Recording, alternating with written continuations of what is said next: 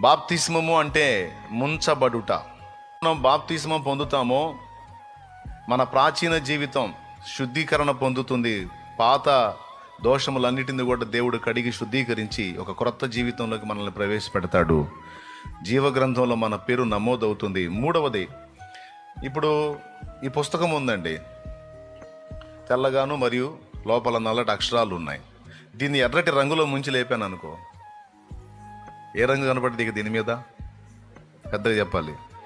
Right. పసుపు రంగులో ముంచితే right, తెలుపు రంగులో ముంచితే రైట్. బాప్తిస్మం అంటే ముంచబడుట. లోకములో నుండి ప్రత్యేకింపబడి మనం యేసులో ముంచబడుతున్నాం. ఇక మన మీద తండ్రికి కనపడేది యేసే. అర్థమైందా?